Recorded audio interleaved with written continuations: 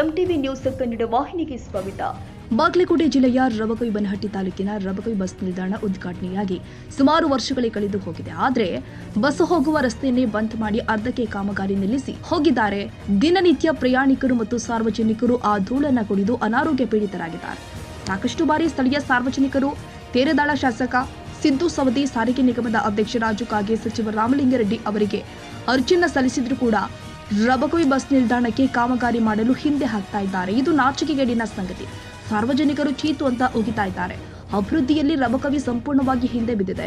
ಇದನ್ನ ಸಹಿಸಿಕೊಂಡು ನಾವು ಸುಮ್ಮನೆ ಇರೋದಿಲ್ಲ.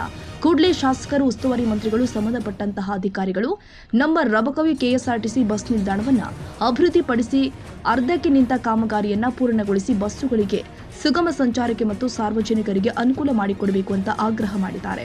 ಕೂಡಲೇ ಅಧಿಕಾರಿಗಳು, ಶಾಸಕರು, ಸಚಿವರುಗಳು ಎಚ್ಚೆತ್ತುಕೊಳ್ಳದೆ ಇದ್ರೆ ಡಿಸೆಂಬರ್ 8ರಂದು ಬೆಳಗಾವಿಯ ಚಳಿಗಾಲ ಅಧಿವೇಶನ ಸುವರ್ಣಸೌಧ ಮುಂದೆ ಪ್ರತಿಭಟನೆ ಮಾಡಬೇಕಾಗುತ್ತೆ ಅಂತ ಎಚ್ಚರಿಕೆ ಕೊಟ್ಟಿದ್ದಾರೆ.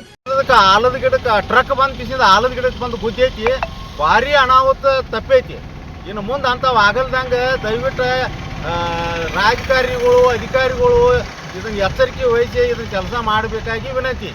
ಇಲ್ಲಿ ಹೊಸ ಬಸ್ ಸ್ಟ್ಯಾಂಡ್ ನಿಲ್ದಾಣಕ್ಕೆ ಒಂದು ಹೊಸ ಬಸ್ ಸ್ಟ್ಯಾಂಡ್ ಕಟ್ಟಡ ಮಾಡಿದ್ದಾರೆ. ಅದು ಉದ್ಘಾಟನೆ ಮಾಡಿ ಸುಮಾರು 2 ವರ್ಷ ಆಯಿತು. 2 ವರ್ಷ ಆದರೂ ಇವತ್ತು ಸಾರ್ವಜನಿಕ ಇಷ್ಟು ತೊಂದರೆ ಇದೆ. ಈಗ ಬ್ರೇಕಿಗೆ ಬಂದ್ ಮಾಡಿದ್ದಾರೆ. ಸಾರ್ವಜನಿಕ ಹೋಗೋದು ಬರುವುದು ಒಂದು 2ನೇದಾಗಿ ಬಸ್ ಬರೋದು ಬಂದ್ ಮಾಡಿದ್ದಾರೆ. ಹೊಸ ಬಸ್ ಸ್ಟ್ಯಾಂಡ್ ಅನ್ನೋದು ಯಾಕೆ ಓಪನಿಂಗ್ ಮಾಡಿದ್ದಾರೆ? ಸಾರ್ವಜನಿಕ ಅನುಕೂಲಕ್ಕೆ ಸಂಬಂಧ ಮಾಡ್ಯಾರ. ಇಲ್ಲಿ ಅದೇ ರೀತಿ ಸಾರ್ವಜನಿಕ ಶೌಚಾಲಯ ಐತಿ, ಅದನ್ನು ಬಂದ್ ಮಾಡಿದ್ದಾರೆ. ರಾಜು ಕಾಗೆ ಅವರ ಅಧ್ಯಕ್ಷರ 10 ಸಲ ಅಪ್ಲಿಕೇಶನ್ ಕೊಟ್ಟಿವ. ಆದ್ರೆ ನಮ್ಮ ರಾಮಲಿಂಗಾರೆಡ್ಡಿ ಅವರಿಗೆ ಅವ್ರಿಗೂ ಮನವಿ ಮಾಡಿದ್ವಿ. ಆದರೂ ಯಾವ ಶೀಘ್ರದಲ್ಲಿ ಅವರು ಗಮನಕ್ಕೆ ತಗೋವಲ್ರ. ಇದೇ ರೀತಿ ಹೋದ್ರೆ ನಾವು ಬೆಳಗಾವಿನಲ್ಲಿ ಬಂದು ಪ್ರತಿಭಟನೆ ಮಾಡಬೇಕಾಕೈತಿ. ಇದರ ಸಂಬಂಧ ಸಾರ್ವಜನಿಕ ಸಲುವಾಗಿ ಬಸ್ ಸ್ಟ್ಯಾಂಡಿಗೆ ಬ್ರೇಕೆಟ್ ತೆಗೀರಿ ಅನ್ನೋ ಬಸ್ ಸ್ಟ್ಯಾಂಡ್ ಅನುಕೂಲ ಮಾಡಿ ಕೊಡ್ರಿ ಅಂತ ಹೇಳಿ ಒಂದು ಮನವಿ ರಬಕವಿ ಊರು ವತಿಯಿಂದ ನಾವು ಮಾಡ್ಕೋತೀವಿ. ಇದೇ ಸಂದರ್ಭದಲ್ಲಿ ಮಹದೇವ ದುಪದಾಳ, ಮಾರುತಿ ನಾಯಕ, ಈಶ್ವರ್ ನಾಗರಾಳ, ಯೂನಿಸ್ ಚೌಗಲ, ಮಹದೇವ ಅಲಕನೂರ, ವಿಜಯ್ ಸೇರಿ ಮುಂತಾದವರು ಹಾಜರಿದ್ದರು.